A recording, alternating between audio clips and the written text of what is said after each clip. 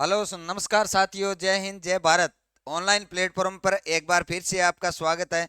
दोस्तों, बोर्ड के द्वारा पेपर जारी कर दिए गए हैं। जो रीट परीक्षा आपने दी थी, जो आपकी अपेक्षाएं थी, उनके ऊपर आपको अमल करना है। और आपकी हम अपेक्षा करते हैं कि रीट बिल्कुल क्लियर होगी और मेंस के अंदर भी आपका सिलेक्शन होगा।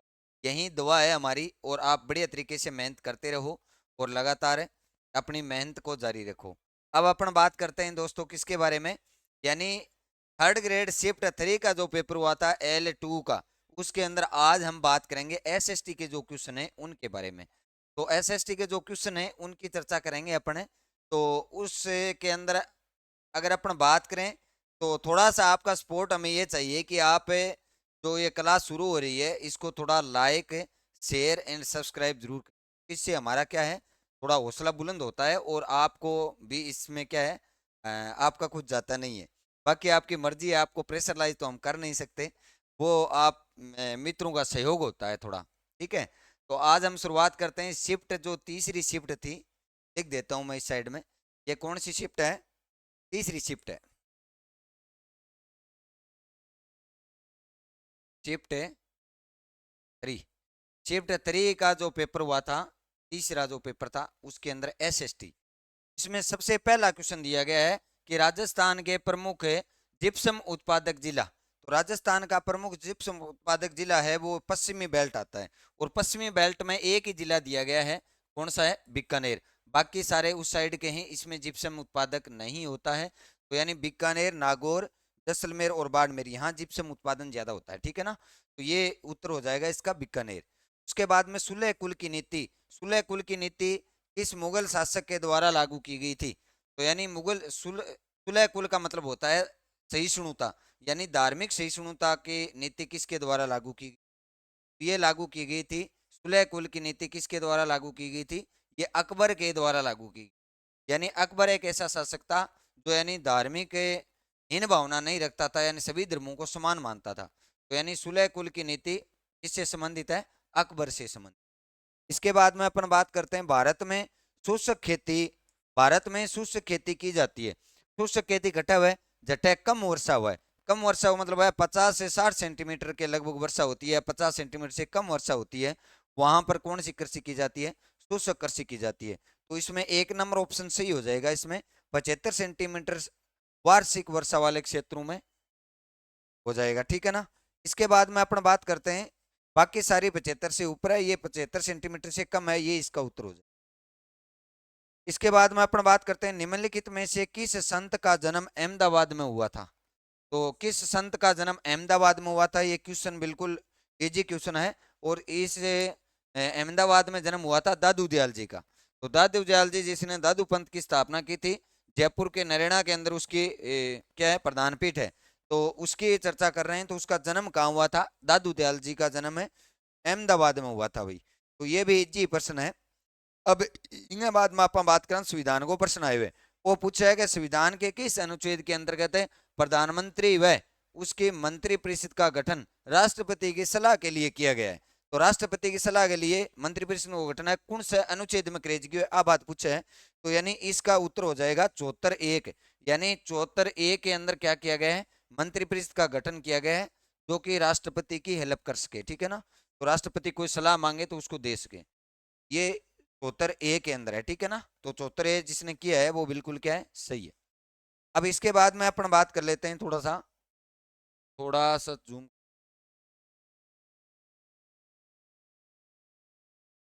अब ठीक है। अब अपन बात कर लेते हैं भूताला का युद्ध किसके द्वारा लड़ा गया था, किसके मध्य लड़ा गया था? तो भूताला का युद्ध हुआ था वो 1227 ईस्वी में हुआ था। कब हुआ था? 1227 ईस्वी के अंदर हुआ था। और इल्तुतमिश और जेतर सिंह के बीच में लड़ा गया था, जिसमें जेतर सिंह की क्या हुई थी, विजय हुई थी। और उसके अंदर क्या है, जेतर सिंह की जो राजधानी थी वो भी तबाह हो गई थी। ठीक है ना, अहेड। तो नई राजधानी जेतर सिंह के द्वारा बनाया गया था फिर। तो इसके बाद में अपन बात करें चोल युगीन एक ग्रंथ दिया गया है, उसका नाम है कलिंग टुपरानी। तो कलिंग टुपरानी नामक जो ग्रंथ था वो चोल युग के अंदर किसके द्वारा लिखा गया था, ये पूछ रहा है ये। तो ये लिखा गया था भी जय गोंधार के द्वारा लिखा गया था। तो ये पर्सन है बहुत ही क्लिष्ट पर्सन था, क्योंकि चोल साहित्य लगभग क्या है बच्चों का पढ़ा हुआ नहीं है। तो दक्षिणी भारत का है ये चोल साहित्य। इसके अंदर अपने को क्या है, लगभग बच्चों का ये क्वेश्चन है गलत हुआ है, तो जय गोंधार है इसमें। इसके बाद में अपन बात करें कि निम्नलिखित में से कौन सा केंद्रीय शैक्षणिक प्रौद्योगिकी संस्थान का कार्य नहीं है। तो यानी केंद्रीय शैक्षिक प्रौद्योगिकी संस्थान का कौन सा कार्य नहीं है पूछ रहा है। 3 कार्य तो इसमें है और 1 नहीं है। तो इसमें पहला कार्य ये कह रहा है कि मीडिया सॉफ्टवेयर सामग्री, ग्राफिक्स और वह अन्य कार्यक्रमों को डिजाइन एवं उत्पादन करना, बिल्कुल सही है, ये बिल्कुल तथ्य सही है। शिक्षा में सूचना संचार प्रौद्योगिकी के उपयोग की योजना को तैयार करना, के उपयोग की योजना को तैयार करना, ये भी बिल्कुल सही है। सूचना एवं संचार की जो जितनी भी नई नई तकनीकी आती हैं उनका उपयोग के लिए तैयार करना। शैक्षिक प्रौद्योगिकी के उपयोग में शिक्षा के उच्च अध्ययन संस्थानों, अध्यापक शिक्षा महाविद्यालय और जिला शिक्षा एवं प्रशिक्षण संस्थाओं के संख्याओं को उनके अध्यापक शिक्षा कार्यक्रमों को प्रशिक्षित करना, बिल्कुल ये भी राइट है। इसके अंदर फिर आ जाता है भारत के राज्यों में शिक्षा मंत्रालय द्वारा स्थापित राज्य शैक्षिक प्रौद्योगिकी संस्थानों के शैक्षिक एवं तकनीकी कार्यक्रमों एवं गतिविधियों की निगरानी करना। निगरानी करना नहीं होता है भी, जबकि उसका क्या होता है, समन्वय करना या फिर उसको क्या है, लागू करना होता है। निगरानी करने का काम इसका नहीं है, वो मंत्रालय का है। तो ये इसमें गलत हो जाएगा। तो इसमें सबसे स्ट्रिक्ट जो क्वेश्चन बैठता है वो यही है। बाकी ये सारे क्या हैं, गलत हैं, क्योंकि ये पूछ रहा है निम्न में कौन सा कथन है कार्य नहीं है इसका केंद्रीय शैक्षिक प्रौद्योगिकी संस्थान का। तो ये 4 नंबर है, ये कार्य इसका नहीं है। तो डी जिसने किया है उसका उत्तर क्या है, सही है। नेक्स्ट अपन बात कर लेते हैं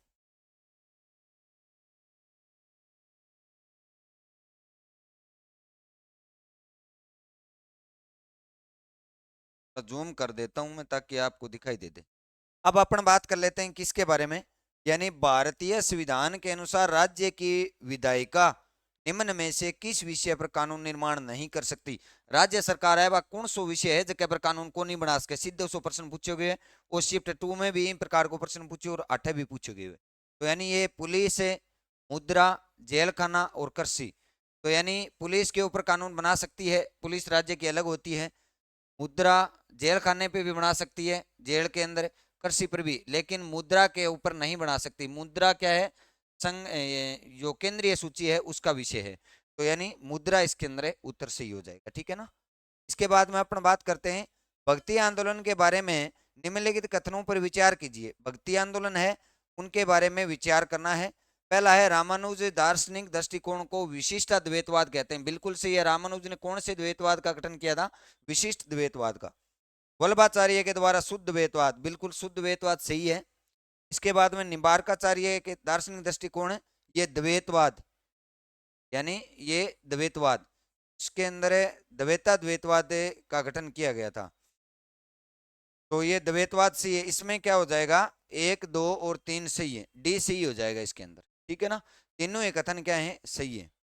इसके बाद में अपन बात कर लेते हैं अलवर के पंडित हरिनारायण शर्मा ने निम्न में किस संघ की स्थापना नहीं की थी। यानी आ 4 संघ देना है, हम एक संघ की स्थापना कौन करी, बाकी सारंगी करी।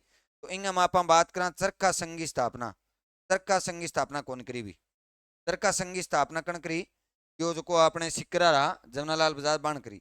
तो इंग कौन करी, बाकी सारा, यानी अस्पृश्यता संघ निवारण की भी करी, आदिवासी संघ की भी करी और वाल्मीकि संघ की भी करी। तो इसमें उत्तर क्या हो जाएगा, चरखा संघ वाला सही हो जाएगा। जिसने चरखा संघ किया है वो क्या है, राइट है। आगे आप बात करें राहुल केला के बारे में पूछे गए। राहुल केला लोहा इस्पात संयंत्र है, ये इनमें से क्वेश्चन आता ही आता है।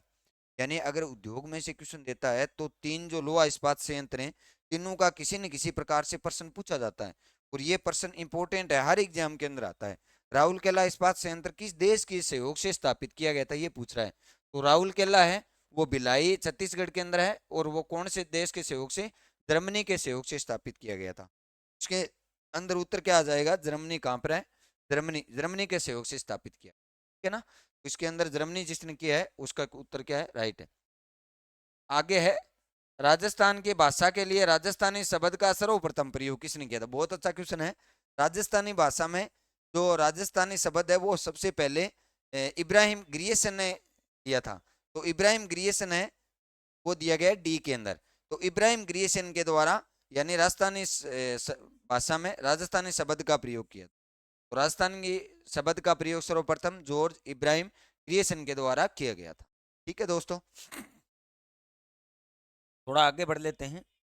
अनुच्छेद 137 के अनुसार उच्चतम न्यायालय के निर्णय की समीक्षा करने का अधिकार निम्न में से किसको है? ये बात याद रखना, आपको इसमें बहुत सारे बच्चे कंफ्यूज हुए थे। यानी अगर उच्चतम न्यायालय कोई डिसीजन देता है, सुप्रीम कोर्ट कोई डिसीजन देती है, अगर उस पर समीक्षा करेगी तो सुप्रीम कोर्ट ही दोबारा समीक्षा करेगी उस, बाकी किसी का कोई अधिकार नहीं है। जैसे कोई डिसीजन दे दिया गया है और दोबारा उस पर रेट लग गई, तो यानी उस पर दोबारा याचिका लगती है, तो दोबारा भी अगर उसकी सुनवाई करता है तो वो सुप्रीम कोर्ट ही करता है। तो इसके अंदर 137 के अंदर ये अधिकार सुप्रीम कोर्ट को दिया गया है, यानी उच्चतम न्यायालय को दिया। ठीक है ना? तो बहुत अच्छा क्वेश्चन दिया है, ये बहुत ही शानदार क्वेश्चन दिया है। ये क्वेश्चन जिसने सही किया है उनका राजनीति है वो बिल्कुल स्टिक है, अच्छी तरीके से समझी हुई। भूमध्य रेखा पर दो देशांतर रेखाओं के मध्य दूरी, तो दो देशांतर रेखाओं के मध्य रेखा पर कितनी वैर है? तो 111 किमी है। तो ओ पर्सन इजी पर्सन है, ओ बहुत बार ते टबरा तो ते क्लास में पटन लग गया 111 किमी, 111 किमी। ठीक है ना? और दो अक्षांश रेखाओं के बीच में 111.32 है, लगभग बराबर सी है। ठीक है ना? जनगणना 2011 के अनुसार राजस्थान में पुरुष साक्षरता दर, तो राजस्थान में पुरुष साक्षरता दर कितनी है अभी? 79.2 है, और महिला है वो 52.1 है। तो महिला 52.1 है और पुरुष है 79.2। बिल्कुल इजी क्वेश्चन है, कोई ज्यादा हार्ड नहीं था इसमें, नॉर्मली क्वेश्चन। चंद्रगुप्त द्वितीय ने अपनी पुत्री प्रभावती गुप्त का विवाह किस शासक के साथ किया था? बहुत ही अच्छा क्वेश्चन दिया गया है, गुप्त साम्राज्य से उठाया है। और इसने जो चंद्रगुप्त द्वितीय था उसने प्रभावती का विवाह किसके साथ किया था? रुद्रसेन द्वितीय के साथ किया था। रुद्रसेन द्वितीय है वो शासक, मजबूत शासक था, उसके साथ इसका विवाह किया गया था प्रभावती का। उसके बाद में अपन माउट, वो तो क्वेश्चन देख कॉमन है, कोई भी एग्जाम हो माउट के बारे में प्रश्न पूछे, माउट कठों उत्पन्न हुए, इंगो फायदो की है, सारों ज्यादा कौन सी फसल ना फायदो मिले, या फिर माउट को मतलब की है। तो ए पर्सन इंग शब्दावली है, ए नॉर्मल होगी है। तो इंगे बाद में अपन बात करा माउट की है, तो शीतकालीन जो ऋतु होती है, शीत ऋतु, उसमें जो वर्षा होती है उसको माउट बोलते हैं। ये तो नॉर्मल प्रश्न है, इसमें कोई दिक्कत वाली बात नहीं है, मेरे हिसाब से सभी ने सही किया होगा ये। इसके बाद में अपन बात करते हैं राजस्थान के किस किसान आंदोलन का नेतृत्व भोजी नंबरदार करे भी? भोजी नंबरदार कठों संबंधित हो रहा है भरतपुर हो, भय से भोजी और भय से भरतपुर।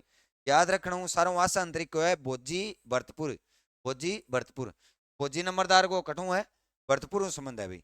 ब्रिटिश शासनकाल में बंगाल आर्मी की पौधशाला किस स्थान को कहा जाता है?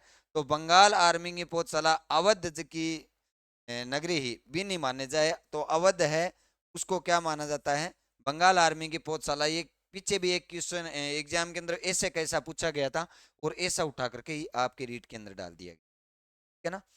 सभी प्रकार के प्रकरणों व अधिगम अनुगों को किस अनुप्रयोग के द्वारा उचित रूप से प्रदान किया जा सकता है? तो यानी सभी प्रकार के प्रकरणों एवं अधिगम अनुभवों को किस अनुप्रयोग के द्वारा उचित रूप से प्रदान किया जा सकता है? तो यानी आपा क्वेश्चन बहुत शानदार दियो है, इनमें बहुत सारा बच्चा मतलब कंफ्यूज हुए हैं।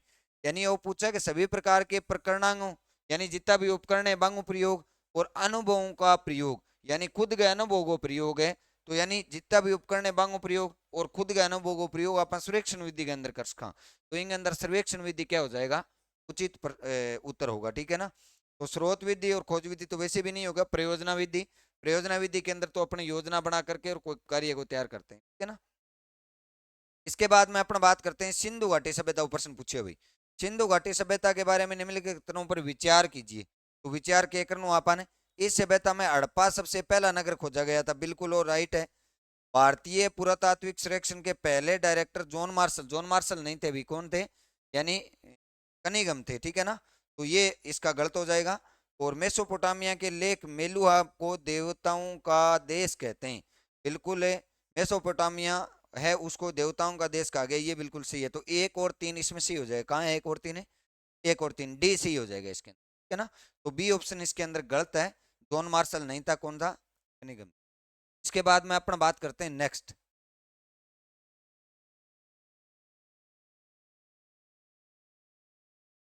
तो बड़ा कर लेते हैं ताकि आपको दिखे, है ना?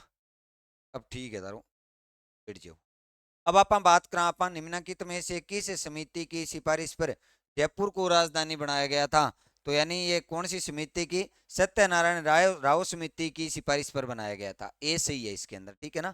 शंकर देवराव समिति थी, उसमें मत्स्य संघ को मत्स्य संघ नाम दिया गया था। तो अलग अलग समितियां हैं ये, इसमें शंकर सत्यनारायण राव समिति है वो बिल्कुल राइट हो जाएगी। गांधी इरविन समझौतो कद हो रहा है, गांधी इरविन इरविन जो को आपनो वायसराय आयो वो कद आयो, बिंगो अगर कार्यकाल याद होता रहे तो बिल्कुल क्वेश्चन में कोई दिक्कत को नहीं। तो 1931 में तो वो इरविन हुई को नहीं, ना 33 में हो ना 35 में, ठीक है नहीं। तो यानी 1931 में गांधी इरविन समझौता हुआ था और 1932 में पुन्ना पैक्ट हुआ था, ठीक है ना। तो पुन्ना पैक्ट के बीच में हुए अम्बेडकर जी के और गांधी जी के आंगो 1 साल कोई अंतर है दोनों। राजस्थान का शिकार नृत्य से संबंधित है, शिकारी नृत्य है अभी, शिकार नृत्य को नहीं। तो शिकारी नृत्य है कठू है अभी, शिकारी नृत्य कोटा और बारह गो है, और भट्टे कोटा और बारह के अंदर सारों जनजाति कौन सी है, बारह के अंदर सहरिया जनजाति है, ठीक है नहीं। तो यानी शिकारी नृत्य सह से शिकारी और सह से सहरिया, सीधा सा उत्तर है। इसके बाद में पूछा गया है निम्नलिखित में से कौन सा एक युगम सही सुमेलित नहीं है, सही सुमेलित नहीं है। एक साइड में महाजनपद और एक साइड में उसकी राजधानी दी गई है, नगरी कह सकते हो आप है, या राजधानी राजधानी दी गई, ठीक है ना। तो यानी सूरसेन जनपद की राजधानी कौन सी थी, मथुरा, बिल्कुल राइट है। इसके बाद में कुरु जनपद की राजधानी इंद्रप्रस्थ है, ये दोनों राजस्थान से संबंधित हैं। कुरु जनपद के अंदर कौन से क्षेत्र आते हैं और सूरसेन के अंदर कौन से आते हैं, तो यानी अलवर भरतपुर वाला एरिया है वो सूरसेन के अंदर आता है, और जो अलवर वाला ऊपर वाला है ना वो कुरुक्षेत्र के अंदर आता है, ठीक है ना। तो ये भी सही है। चेदी की राजधानी शक्तिमती, ये भी सही है, सुक्तिमती था। तो इसके अंदर गलत हो जाएगा असमक, असमक की राजधानी क्या था, पेठान थी, क्या थी, पेठान, पेठान इसकी राजधानी थी, ठीक है ना। तो ये असुमेलित वाला है वो असमक वाला हो जाएगा। इसमें क्या देखा है, कापिल्य दे रखा है, कापिल्य नहीं हो गया, यहाँ पेठान आना चाहिए था। तो इसके अंदर क्या हो जाएगा, ए ऑप्शन सही हो जाएगा। इसके बाद में पूछा गया है शिवालिक पर्वत श्रृंखला की पर्वत पदीय क्षेत्र में स्थित भाग कहलाता है, शिवालिक कह दो, हिमालय कह दो, हिमालय शिवालिक लास्ट को भाग है। आप बात करा तो अंत अंत के अंदर की पर्वत श्रृंखला है, बिना हिमालयन 4 भाग बांटा तो शिवालिक श्रृंखला कहाँ। तो बीऊ बाद में शिवालिक को जिया ही नदी उतरेगी, तो जिया सारा कंकड़ पत्थर जगह पहाड़ लियावेगी वह बटा उडेल देगी, और जो को कंकड़ पत्थर युक्त एरिया है बिन बोलने के बोले, बिन बोले भाई भाबर, के बोले भाबर। तो भाबर हो जाओ, भाबर के बाद में तराई आ जाए, तराई के बाद में खादर बंगरा में। तो यानी उत्तरता पहले पोतकी को निर्माण कराया, भाबर क्षेत्र को निर्माण कराया, यानी कंकड़ पत्थर युक्त भूमि होती है जहां नदी लुप्त हो जाती है, दिखाई नहीं देती है। मैंने बहुत अच्छे तरीके से आपको समझाया था जब ज्योग्राफी में ये पढ़ाई थी, नदियों से संबंधित पढ़ाया था, उस समय बहुत अच्छी तरीके से समझाया था। तो जिसने बिल्कुल समझ लिया तो उसको सोचने की आवश्यकता नहीं थी, भाबर प्रदेश आ जाएगा, ठीक है। नेक्स्ट अपन बात कर लेते हैं किसके बारे में, निम्नलिखित में से कौन सा युगम सुमेलित नहीं है, कौन सा युगम सुमेलित को नहीं, किंग बारे में भाई। एक साइड में रियासत दे दी है, एक साइड में 1857 की क्रांति के टाइम में का शासक हो वो कौन सा सुमेलित को नहीं। तो बीकानेर, बीकानेर को तो सरदार सिंह हो, बिल्कुल सरदार सिंह सेना भेजी। और जोधपुर को तख्त सिंह, बिल्कुल अंग्रेजा ने शरण दी तख्त सिंह। और जोधपुर को तख्त सिंह आ गए, बाद में प्रतापगढ़, प्रतापगढ़ को दलपत सिंह सही है, दलपत सिंह। और झालावाड़ का उदय सिंह नहीं था, कौन था, पृथ्वी सिंह था भाई, कौन था, पृथ्वी सिंह। ये इसका क्या हो जाएगा, गलत। तो यानी इसके अंदर सही उत्तर क्या हो जाएगा, ये सुमेलित नहीं है पूछ रहा है, तो झालावाड़ उदय सिंह वाला सुमेलित नहीं है। इसके बाद में अपन बात करते हैं भारत विभाजन के बाद भारत की विधानसभा में वास्तविक सदस्यों की संख्या कितनी रह गई थी। तो पहली तो ही 389, लेकिन भारत विभाजन के बाद में वास्तविक संख्या 299 रहेगी भाई। तो 299 जिसने उत्तर किया है वो बिल्कुल। सामाजिक विज्ञान शिक्षण के अंत विषयक दृष्टिकोण क्यों महत्वपूर्ण है, तो सामाजिक विज्ञान विषय में अंत विषय क्यों महत्वपूर्ण है। देखो बहुत ही शानदार क्वेश्चन है। एकांत में विभिन्न विषयों को समझने की क्षमता को बढ़ाने के लिए, तो एकांत में समझनारी की बात है, सारांग सामी समझे जागो तो वो तो विषय को नहीं हो। ऐतिहासिक घटनाओं को भौगोलिक संदर्भों से जोड़ने के लिए, तो ये ठीक है, ऐतिहासिक घटनाओं को भौगोलिक संदर्भों से जोड़ने के लिए ये बिल्कुल राइट है।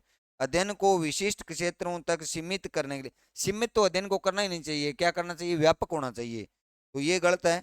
केवल पाठ्य पुस्तक पर ध्यान, पाठ्य पुस्तक थोड़ी है, अन्य वातावरण के साथ भी संबंध होना चाहिए, तो ये भी गलत है। तो इसमें स्टिक ऑप्शन क्या होता है, ऐतिहासिक घटनाओं को भौतिक भौगोलिक संदर्भों से जोड़ने के लिए किसका अंत्य विषयक दृष्टिकोण को महत्वपूर्ण माना गया है। ठीक है ना, तो ये बिल्कुल शानदार क्वेश्चन है, और इसमें थोड़ा सा ध्यान दिया उसका क्वेश्चन बिल्कुल राइट है। नेक्स्ट आप बात कर लें किंग बारे में, के बारे में।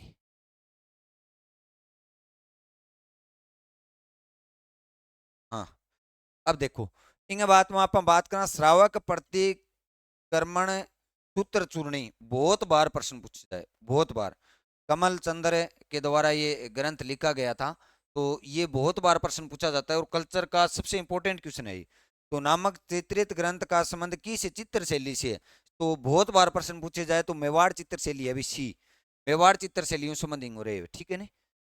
91वें संविधान संशोधन के बाद केंद्र में मंत्रिपरिषद के सदस्यों की संख्या लोकसभा के सदस्यों की कुल संख्या के कितने प्रतिशत हो सकती है। तो 91वें संविधान संशोधन कद करेज की हो रहा है, 91वें संविधान संशोधन हो बिंग अंदर सीट निर्धारित कर दी, पहली मंत्री जी कर तो जगह नहीं बना देता, आपका नहीं लेना तो बिन के अंदर तना मंत्री बना देगा, और मंत्री बना देता बेअंदाज का, तो बिंग बाद में फिर के करेज की हो 91वें संविधान संशोधन में के करेज की हो के अंदर सीट फिक्स कर दी गई मंत्रिपरिषद के लिए 15% सीट, तो ये उत्तर हो जाएगा इसका 15%, ठीक है ना। इसके बाद में निम्नलिखित में से कौन सा सिद्धांत जैन धर्म का नहीं है, बहुत अच्छा क्वेश्चन है। जैन धर्म का और बौद्ध धर्म का सिद्धांत है, हम कंफ्यूज हुआ अभी मेरे भी हूं तो पहली, और इन्हें थोड़ो सो के सूत्र के रूप में थोड़ो याद करना पड़े। तो 95 वर्त हैं तो ए तो जैन धर्म का ही है, और शादवाद भी जैन धर्म हुआ, अनेकादवाद भी जैन धर्म हुआ, लेकिन प्रत्युत समुत्पाद है ये बौद्ध धर्म से संबंधित है, तो ये इसका उत्तर सही हो जाएगा, ठीक है ना। तो ये कह रहा है जैन धर्म से संबंधित नहीं है, तो प्रत्युत समुत्पाद है ये बौद्ध धर्म से संबंधित है, न कि जैन धर्म से संबंधित। तो बहुत अच्छा क्वेश्चन दिया है इसने, जहां पर कंफ्यूजन होना चाहिए था वो क्वेश्चन दिया है इन्होंने। निम्नलिखित में से कौन सा उच्च प्राथमिक कक्षाएं स्तर पर सामाजिक विज्ञान को सिखाने का प्रतिफल है, देखो प्रतिफल नहीं है पूछ रहा है ये, तो प्रतिफल है हूब लाइन दे दी है, प्रतिफल है जो कि बोर्ड के द्वारा हूब लाइन दे दी है, बा लाइन मुंह दी है, तो बा लाइन मुंह देखो वो आ लाइन बिल्कुल दे रखी है, वो प्रतिफल है। विद्यार्थी तारों ग्रहों एवं उपग्रहों में अंतर करते हैं, बिल्कुल सही है। ग्रहण से संबंधित अंधविश्वासों को तर्कपूर्ण रूप से परखते हैं, यानी कोई यहाँ कब है कि भाई अमावस है बिंग अंदर की है वो ढकले है मुंह में गाल ले, बालाजी मुंह में गाल लियो जो बिंग कारण हो गयो, तो बंग यहाँ तथ्य प्रस्तुत करेंगे भाई नहीं, पृथ्वी चंद्रमा और सूर्य है वो एक सिद्ध में आते हैं तभी क्या होती है ग्रहण होता है। तो उसके बाद में विभिन्न जलवायु एवं स्थल रूपों में पाए जाने वाले पादपों जंतुओं की विभिन्नताओं के कारणों को बतलाते हैं, ये भी सही है। इसके बाद में भौतिक विशेषताओं में वनों के प्रकार मौसम आदि को पहचानना और उसका वर्णन करना, ये इसमें नहीं दिया गया है, तो यानी बाकी सारी लाइनें इसमें दी गई हैं प्रतिरूपों की, ये लाइन नहीं दी गई है तो इसमें नहीं है पूछ रहा है।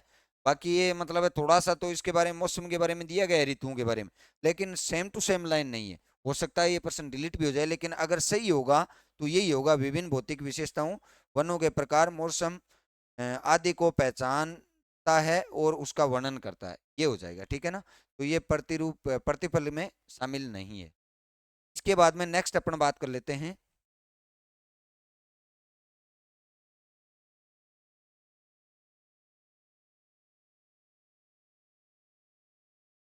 अब देखो अपन बात करांगा लोकसभा में अनुच्छेद 334 के अनुसार अनुसूचित जनजाति को कितने स्थान आरक्षित हैं, तो अनुसूचित जनजाति का लोकसभा के अंदर 47 है, और ये 47 तो किसके हैं, एसटी के हैं, यानी अनुसूचित जनजाति के, और 84 एससी के हैं, यानी शेड्यूल कास्ट के। तो इसके अंदर ऑप्शन सही क्या हो जाएगा, 47 हो जाएगा, बिल्कुल इजी क्वेश्चन है, थोड़ा सा जिसने पढ़ा है बिल्कुल उसका क्या हुआ सही होगा। राष्ट्रीय पाठ्यचर्या की रूपरेखा एनसीएफ 2005 सामाजिक विज्ञान शिक्षण में किस पर जोर देती है, किस पर जोर देती है भाई, तो ये देती है तथ्यों को कंठस्थ करने, कंठस्थ तो करना ही नहीं है, ज्ञान को विद्यालय के बाहर जीवन से जोड़ने के, बहुत ही शानदार उत्तर है। पाठ्य पुस्तकों पर अत्यधिक निर्भरता, पाठ्य पुस्तकों पर निर्भर थोड़ी होंगे, वातावरण के साथ भी जोड़ेंगे, रटने रटने का नहीं तो जोर दे ही को नहीं, तो वो तो बिल्कुल इजी सो है, कोई ज्यादा सोचने वाली बात को नहीं, जो पढ़े है वो कर लियो, लगभग वो सही है वो। गौतम बुद्ध का प्रथम उपदेश कहाँ दिया गया था, बहुत ही पुराणों क्वेश्चन है, सारों ज्यादा बार आवा है, तो सारनाथ के अंदर पहलो उपदेश दियो और पहला उपदेश ने के दियो, तो वो भी थाने याद रखना है, ठीक है नहीं। तो परख की आप बात करा तो परख के बारे में पूछे गए। परख द्वारा फाउंडेशन स्टेज के विकसित किए गए समग्र प्रगति कार्ड में मापन एवं मूल्यांकन के कितने आयाम शामिल किए गए हैं? तो परख के अंदर 3 आयाम शामिल किए गए हैं भाई, ठीक है ना। तो ये इजी सा क्वेश्चन है। परख जिसने थोड़ा सा विभाजन पढ़ा था इसका, उसका उत्तर क्या है? सही है। तो यानी इसके अंदर 3 आयाम आ जाएंगे, ठीक है। इसके बाद में भारतीय संसद द्वारा घरेलू हिस्सा में महिला सुरक्षा कानून कब पारित किया गया था?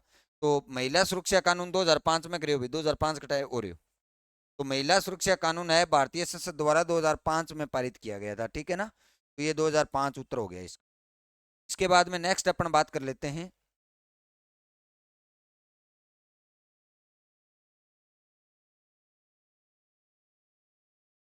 हेलो जी, पृथ्वी का घनत्व पूछ रहा है। तो पृथ्वी का घनत्व 5.5, ये उत्तर हो जाएगा इसका। पृथ्वी का घनत्व पूछ रहा है, बहुत इजी सा क्वेश्चन है और शानदार क्वेश्चन है। 5.5 इसका क्या है? पृथ्वी का घनत्व है। अशोक के किस शिलालेख में उसके सुदूर प्रदेश में धम्म विजय का उल्लेख? बहुत बार प्रश्न पूछा जाता है, धम्म विजय बड़ा इंपॉर्टेंट है और इसके पास में ये ऑप्शन दे दिया। तो धम्म विजय का उल्लेख है वो 13वें अभिलेख के अंदर किया गया और ये बहुत बार प्रश्न आता है धम्म विजय बड़ा। तो बहुत ही शानदार क्वेश्चन है इसके अंदर है धम्म विजय बड़ा, ठीक है ना।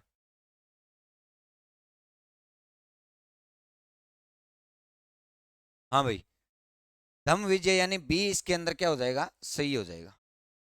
प्रधानमंत्री कौशल विकास योजना कब प्रारंभ की गई थी? तो प्रधानमंत्री कौशल विकास योजना 2015 में प्रारंभ करेगी, तो बी ऑप्शन के अंदर की है, सही है। प्रधानमंत्री कौशल विकास, अच्छा, बी ऑप्शन इसमें सही है, ठीक है ना। निम्न में से कौन सा मौलिक अधिकार बाल संरक्षण एवं बाल अधिकार की पूर्ति करता है? मौलिक अधिकार कौन सा में बाल संरक्षण दे दिया है? तो शोषण के विरुद्ध अधिकार है, इसमें बाल संरक्षण दिया गया, बालकों का आप शोषण नहीं कर सकते। तो बहुत ही इजी क्वेश्चन है। बाकी समता का अधिकार का कोई मतलब ही नहीं है, धार्मिक स्वतंत्रता का अधिकार नहीं, धार्मिक सांस्कृतिक शैक्षिक ऑप्शन इस प्रकार से दिए गए थे। तो शोषण के विरुद्ध अधिकार है, ये बाल संरक्षण को सुरक्षा देता है। निम्नलिखित में से कौन सा परिभाषिक शब्द क्यूआर कोड युक्त पाठ्य पुस्तकों के लिए प्रयुक्त किया जाता है? देखो इसमें मैं तो ऊर्जित पुस्तकें मानता हूँ, वैसे इसमें आपको ऊर्जित पुस्तकें और फ्लिप पुस्तकें दोनों दे रखी हैं, लेकिन स्टिक ऑप्शन होगा वो यही है। क्या है? N G Z textbook यानी ETBS, ये है, इसको क्या कहा गया है? यानी परिभाषिक शब्द क्यूआर कोड युक्त पाठ्य पुस्तकों को क्या नाम दिया गया, ये पूछ रहा है। तो ऊर्जित पुस्तकें, ठीक है ना, ऊर्जित पाठ्य पुस्तकें। नेक्स्ट अपन बात कर लेते हैं।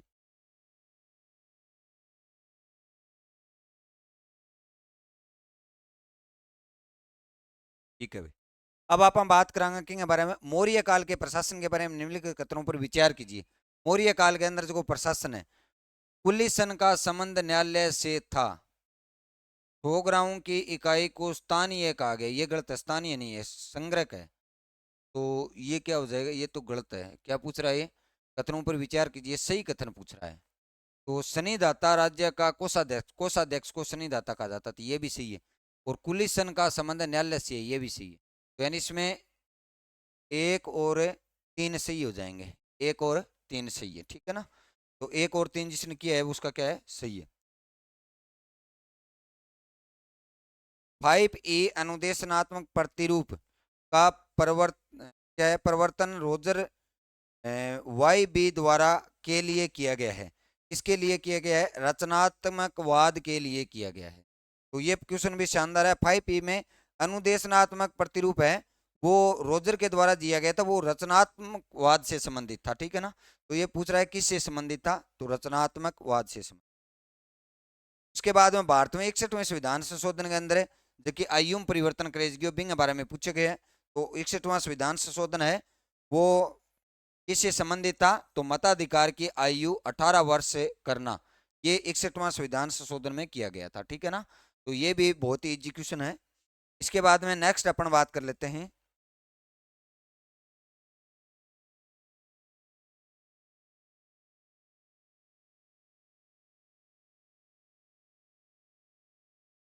अब देखो, इंगे बाद में आप बात करा तो पूछे गए राजस्थान उ संबंधित प्रश्न आ गया बेणेश्वर धाम। तो बेणेश्वर धाम को मेड़ो है वो कद लग गया माघ पूर्णिमा लागे और कौन सी नदी यानी उसके अंदर आ जाती है माही सोम और जाखम। माही सोम और जाखम पहले के अंदर ही दिया गया है। तो यानी माही सोम जाखम के जो त्रिवेणी संगम है वहां पर बेणेश्वर धाम। फिर पूछा गया है निम्नलिखित में से कौन सा एक युग्म सही सुमेलित नहीं है। एक साइड में दिया गया है लेखक और एक साइड में दिए गए ग्रंथ। तो इसके अंदर दंडीन के द्वारा 10 कुमार चरित्र ये बिल्कुल राइट है। और विशाख दत्त के द्वारा दिया गया है देवी चंद्रगुप्तम ये भी सही है। कालिदास के द्वारा रचित ग्रंथ जो नाटक था कुमार संभव। लेकिन सिद्ध सेन का जो ये दिया गया है अभिधम ये सही नहीं है। तो इसके अंदर डी ऑप्शन है वो गलत हो जाएगा सुमेलित नहीं है। बाकी सारे तीनों के तीनों क्या है सुमेलित हैं। तो बिल्कुल ये साहित्य से संबंधित शानदार क्वेश्चन दिया गया है। शांत कटिबंध स्थित है। शांत डोल्ड्रीम जिसको बोलते हैं डोल्ड्रीम में शांत कटिबंध है वो कहाँ पर होता है। वो होता है भूमध्य रेखा के 5 डिग्री उत्तर में और 5 डिग्री दक्षिण में। तो भूमध्य रेखा होती है उसके 5 डिग्री उत्तर और 5 डिग्री दक्षिण के बीच में मौसम बिल्कुल शांत रहता है और सबसे ज्यादा बारिश होती है। तो यानी उसको बोलते हैं करक रेखा मकर रेखा भूमध्य रेखा कहाँ रहेगी भूमध्य रेखा के उत्तर व दक्षिण में। बिल्कुल राइट ए ऑप्शन सही हो जाएगा इसका। जिसको डोल्ड्रम या शांत पेटी जिसको बोलते हैं वो 5 डिग्री भूमध्य रेखा के उत्तर में और 5 डिग्री दक्षिण के अंदर। बहुत शानदार तरीके से मैंने समझाया भी था ये आपको। और इसको अगर समझ लेते हैं तो उसमें गलत नहीं होता है। इसमें पवनों की दिशाएं भी पूछता है और पवनों की दिशाएं भी समझने का ही काम है। सहयोगात्मक अधिगम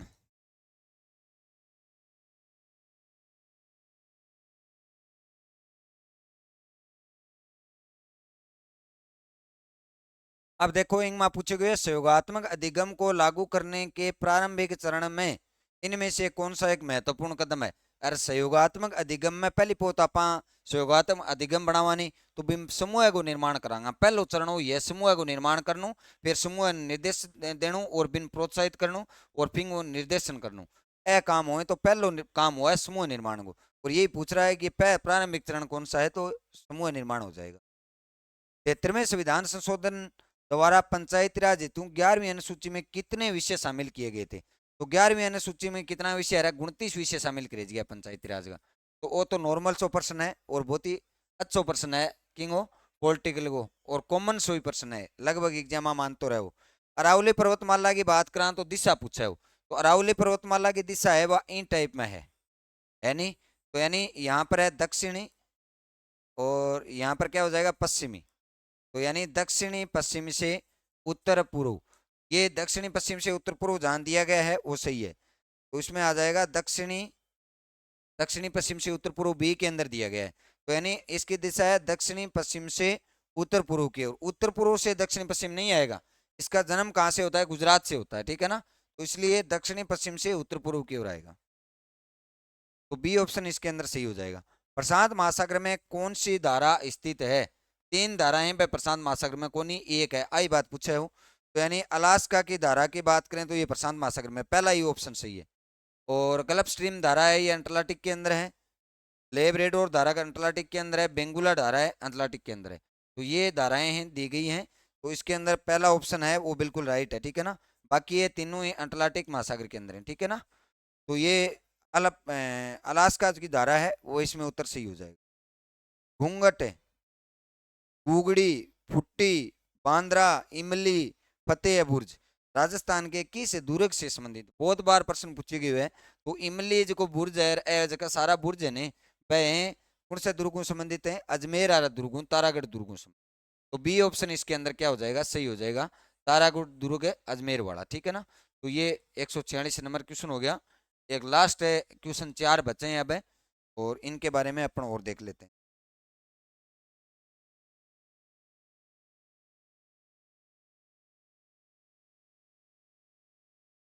अल अब आप बात करांगा किंग बारे में रहे नर नारायण तपस्या और गजेंद्र मोक्ष का दृश्य गुप्तकालीन किस मंदिर में दर्शाया गया है। तो यानी जो को मेन मंदिर है जो सारों पहली मंदिर बने हो देवगढ़ को दशावतार मंदिर पिंग बारे में चर्चा कर रही है। तो देवगढ़ को दशावतार मंदिर है वो नर नारायण और गजेंद्र मोक्ष का दृश्य है भी में चित्रित करे गए हैं और बाकी फोटोआं भी लगाई गई है। तो देवगढ़ का दशावतार मंदिर जिसने किया है वो बिल्कुल राइट है। सर्वाधिक विनाशकारी भूकंप तरंग पूछा भी। सर्वाधिक विनाशकारी कौन सी है? एल तरंग हुआ है। कौन सी तरंग हुआ है? एल तरंग होती है, वो सबसे विनाशकारी होती है, ठीक है ना। वो आगे पीछे ऊपर नीचे सब तरीके से वो कंपन करती है। खिलौना आधारित अधिगम की कौन सी एक विशेषता नहीं है? यानी खिलौना के द्वारा बच्चा ने सिखाने माँ कौन सो कथन सही को नहीं, आ बात पूछ रहे हो। खिलौना सोचने व सृजनात्मकता का सपूर्त करते हैं, बिल्कुल करते हैं। सोचने के लिए भी बालक को मजबूर करते हैं और सृजनात्मकता के लिए भी उसको, यानी नया काम बढ़ाने, तोड़ना, खिलौना तोड़ना जोड़ना और सृजनात्मकता का काम होता है। खिलौने बहुविषयक अधिगम की में मदद करते हैं, बिल्कुल प्रत्येक विषय के अंदर खिलौने क्या है? मदद करते हैं, ये भी सही है। खिलौने केवल सामाजिक संवेगात्मक विकास में मदद करते हैं। क्यों भाई सामाजिक संवेगात्मक विकास में क्यों करते हैं?